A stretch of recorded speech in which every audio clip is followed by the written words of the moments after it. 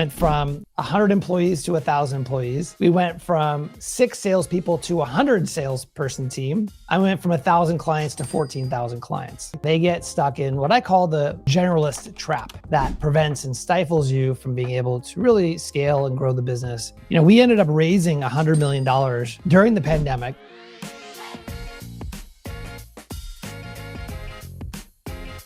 I think a big question that I'd like to ask going into this is why should an agency pick a vertical to work in?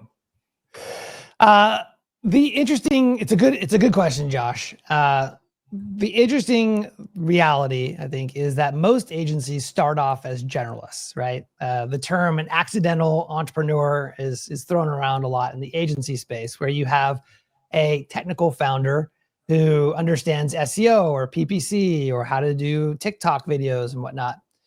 And eventually they get into business, and eventually they build a business around this expertise.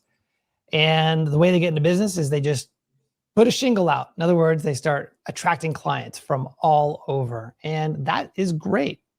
In fact, it's really great to be in business, to have, maybe you have employees, maybe you got a lot of revenue, maybe you're making profits.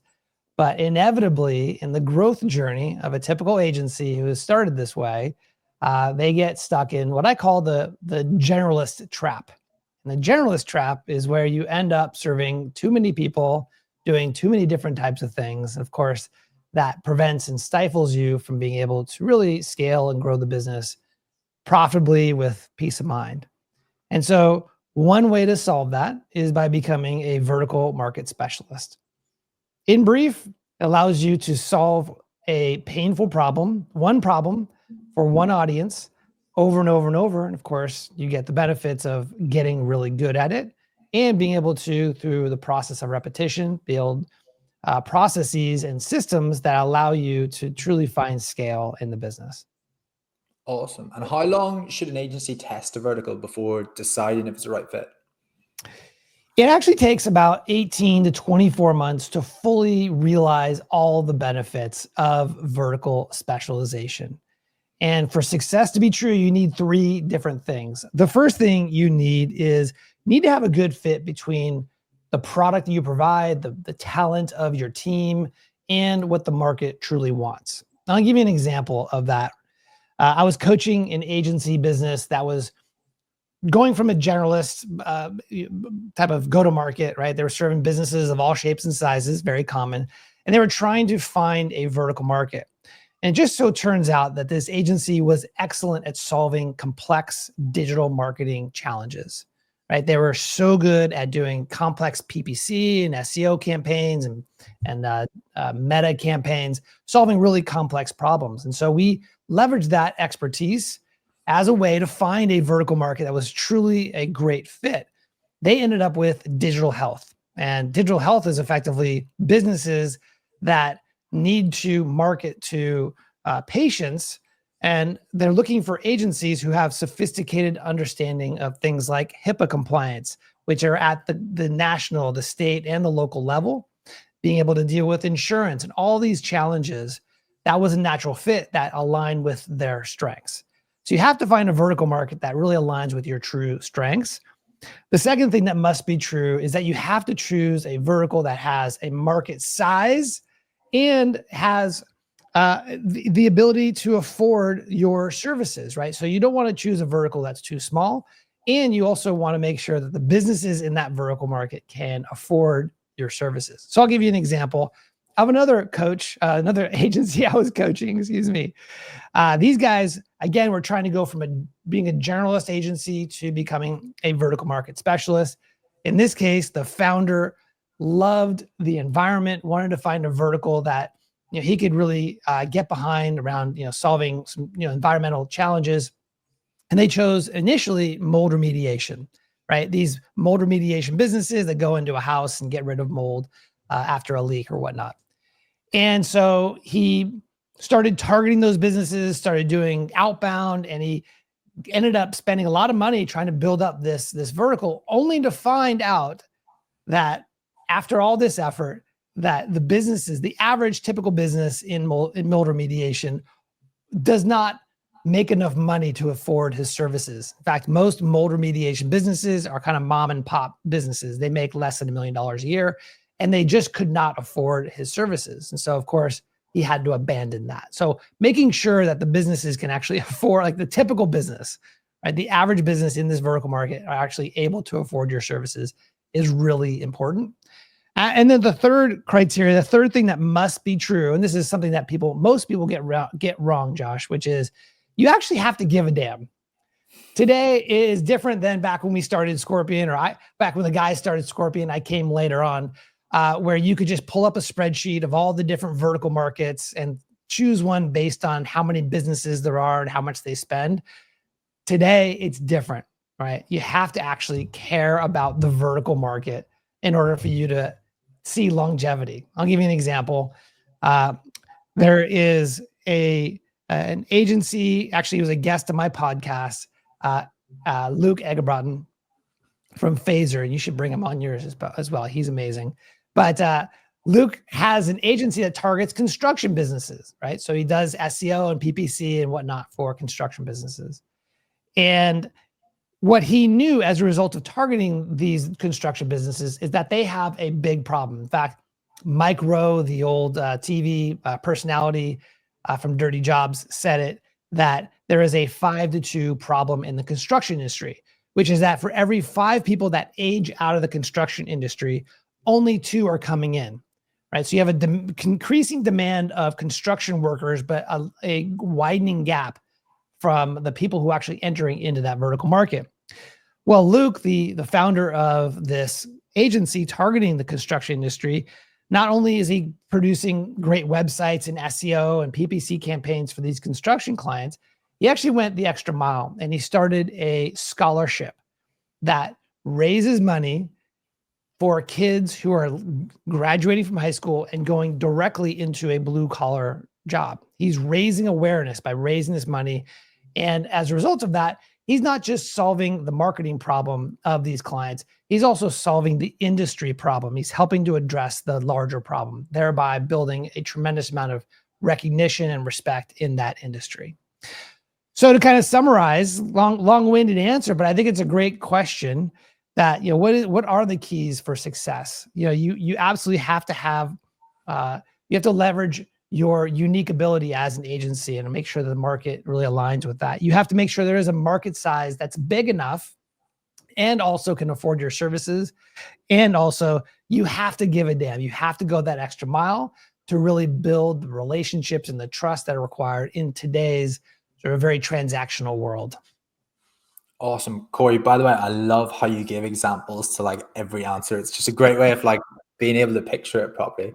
So Corey, let's say somebody's listening to this, they've got a generalist agency that's been running for about 10 years. They want to go specialize on a vertical.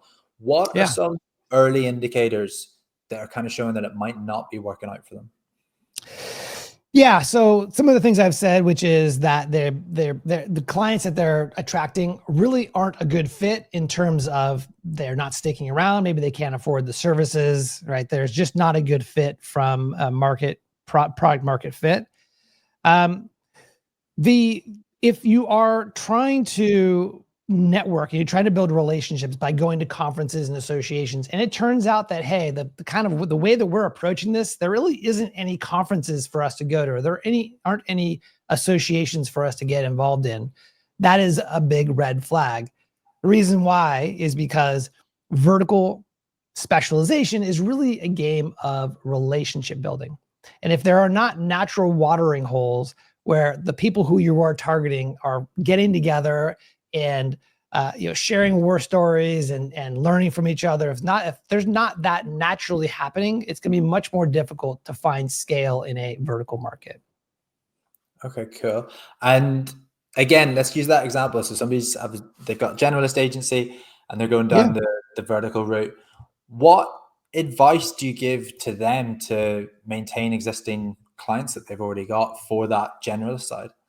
Yeah. So in the process of becoming a vertical specialist, you need to keep your current clients as a safety net, right? That revenue will help you support the business, your employees, yourself, your family, your spouse, and all those super important things as you begin to build your business, your book of business in a vertical market. There will be natural attrition as it happens for any business. But what it turns out, I've got clients that I work with, and I've had plenty of people who I've interviewed on my show who have confirmed the fact that they continue to work with their non-vertical specialization clients years after they specialize. What those clients really care about is, am I still getting the same service and support that I originally got when I first, hired this agency? So the reality is that your non-vertical specific agency clients don't really care that you have specialized in a vertical that's not them, as long as they continue to experience and get the promise that they've always expected to get from you. Awesome. Corey, I'd love to speak and ask a few questions more on Scorpion, but for the listeners who may not know what you did there, because you did some crazy things, what did you do when you were at Scorpion? So I joined the company in 2015. At the time, there were 100 employees.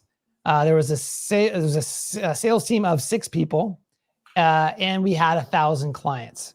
We grew the business from 2015 to the time I left at the end of 2021, went from 100 employees to 1,000 employees. We went from 6 salespeople to 100 salesperson team. I went from 1,000 clients to 14,000 clients. So effectively, we sold well over 16,000 new clients during that time. And let me tell you, it was a lot of fun, a lot of highs, a lot of lows. It was not nearly as gray as I am now. When I joined, it was a lot of hard work, but man, was it a real adventure. Yeah, I bet you've got a lot of lessons within that. But for one, Corey, so I'm sure you had to put a load of systems in there to manage that increased volume of clients. Could you tell us a bit more about that?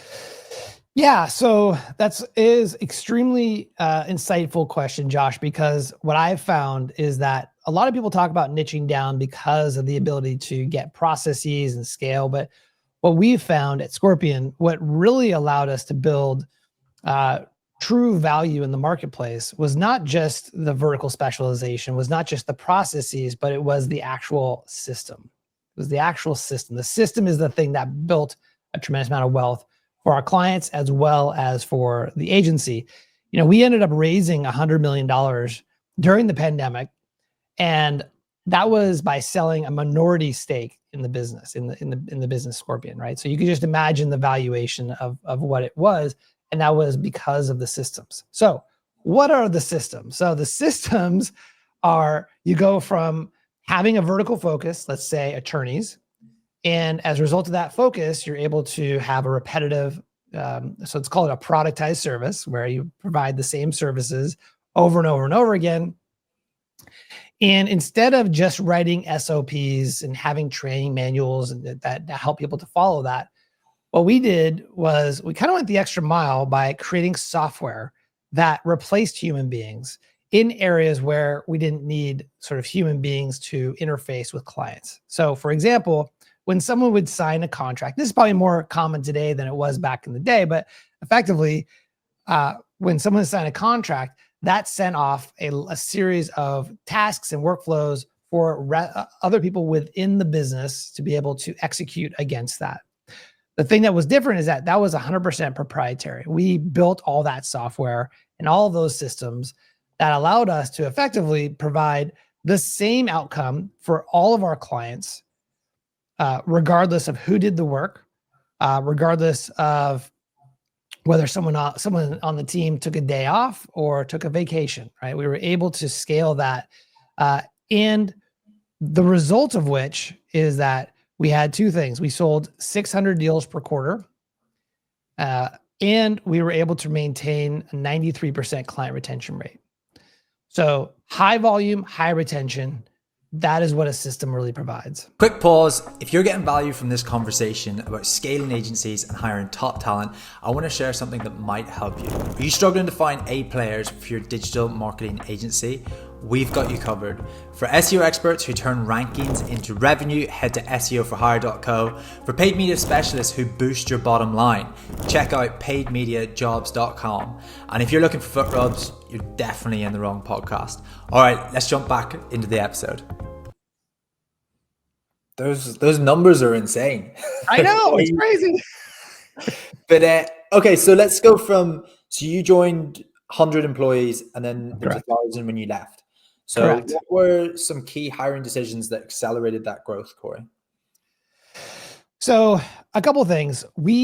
Because if you imagine the workflow within sort of the walls of Scorpion, every new client followed the same process.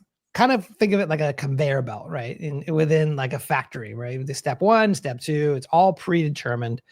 And so as a result of that, we were able to hire junior people, a lot of junior people without a lot of experience, which obviously lowered our costs, but it required us to invest heavily in training. So we had a big training department, big onboarding process that allowed us to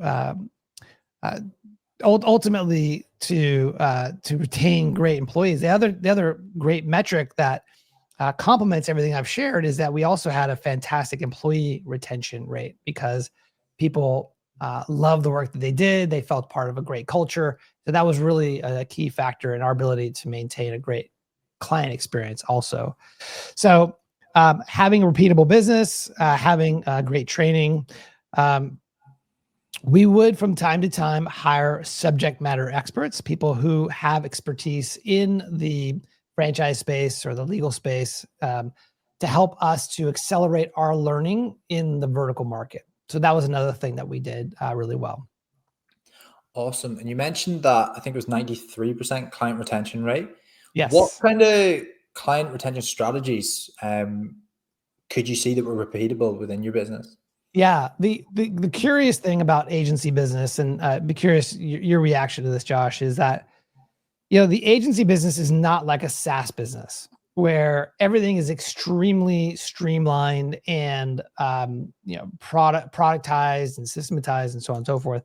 There are aspects of the business that don't scale. For instance, really caring about your clients, and caring meaning not just providing a report and reading off the results of let's say a monthly report, asking about how's the family, how was the 1-year-old birthday for the new kid, how was the vacation to Thailand, what all of those things meant to our small, medium-sized businesses who are spending what they thought was a lot of money, meant that they were actually truly important to them, that they were important to us, in other words.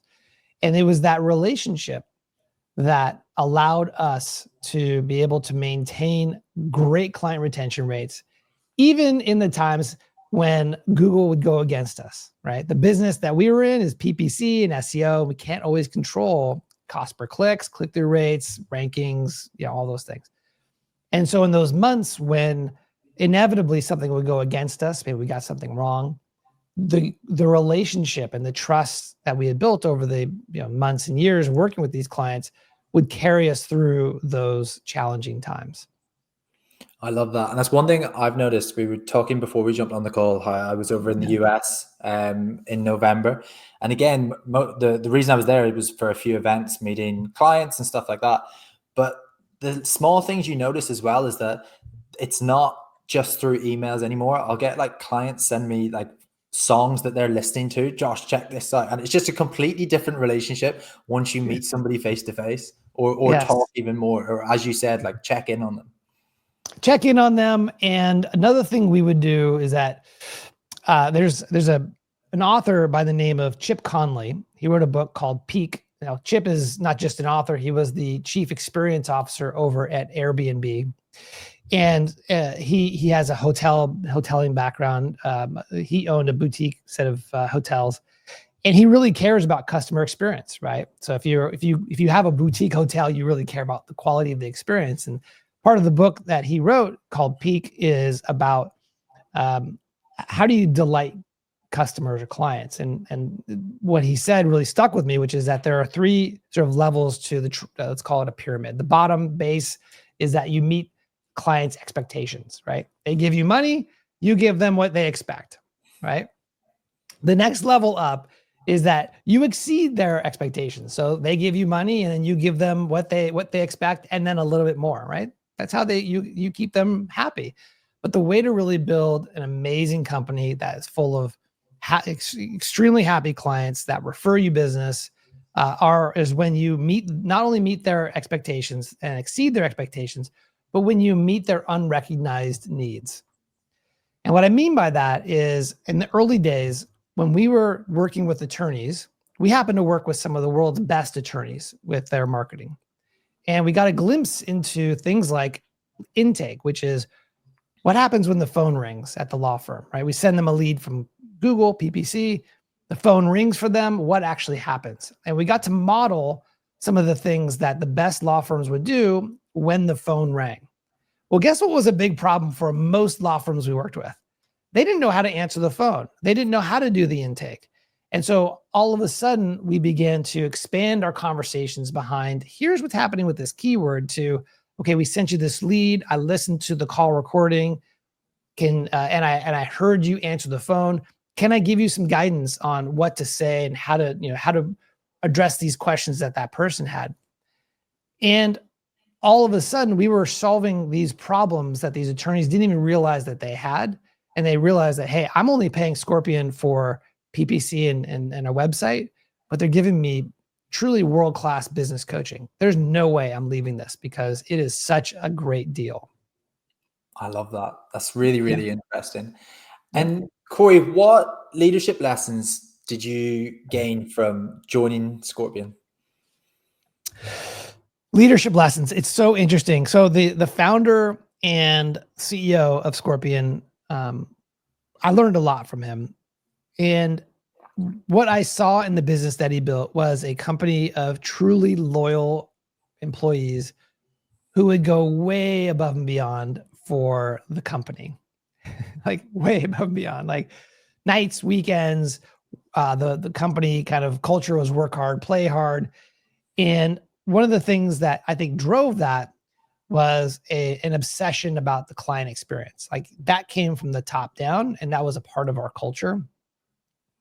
And so one of the ways that came to life was that it was just expected that when an email came in or a phone call came in, that it would be returned within 5 to 10 minutes. And that wasn't something that there was a timer on the wall. It was just an expectation that we would all hold each other accountable for.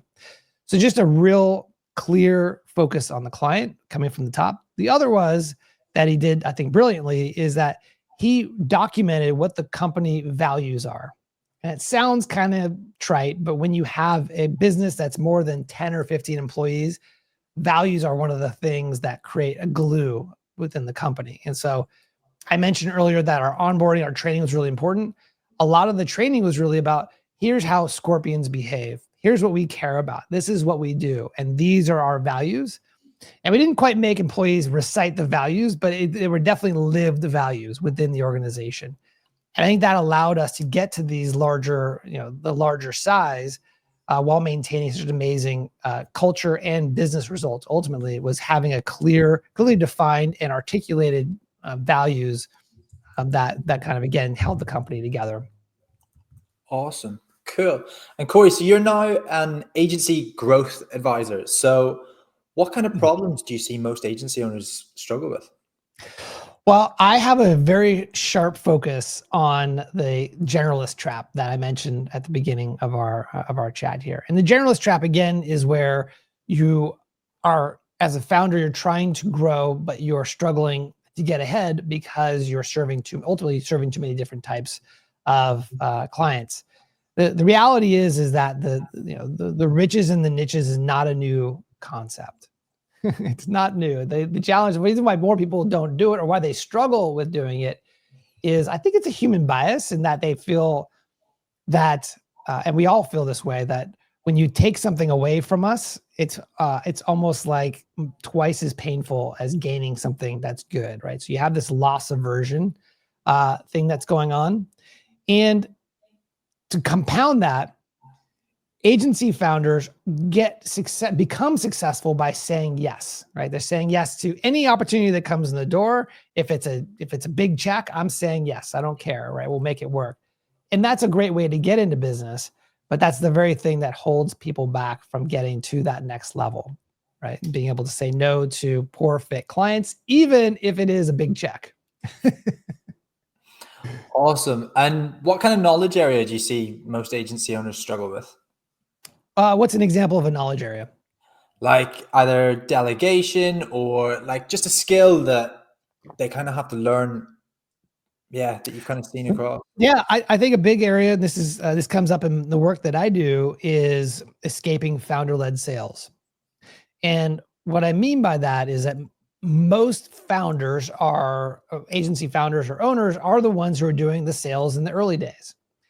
And because, if you combine this with a generalist agency, because every sale is different, it's all custom, like whatever this particular client wants, we're doing that, which is of course different than the next one, makes it next to impossible to be able to train a salesperson to be effective, right? To truly extract a founder from the sales process. And so a big foundational element for escaping founder-led sales is focusing on a vertical market, because as a result of that, you're able to create a repeatable system that doesn't require the founder to actually execute.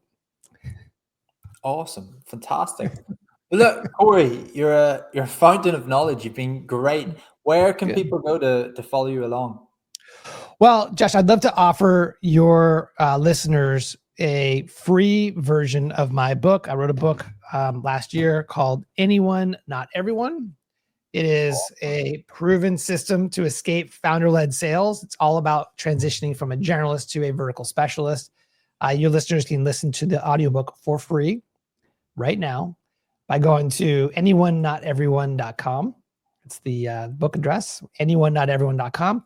You can access the audiobook, the same audiobook that's on Amazon. You just get it for free, as well as workbooks and templates and videos, all this great bonus stuff that's in there if that is of interest to your group. Awesome. Thank you so much, Corey. That's really, really nice of you. Of course, my pleasure. Hey everyone, I hope you enjoyed that video and got some kind of value from it. If you did, please make sure to leave a comment in the comment section and let me know any feedback that you have for future videos. And of course, hit that subscribe button because we will be releasing videos every single week. So you're going to want to stick around. Thank you and see you in the next one.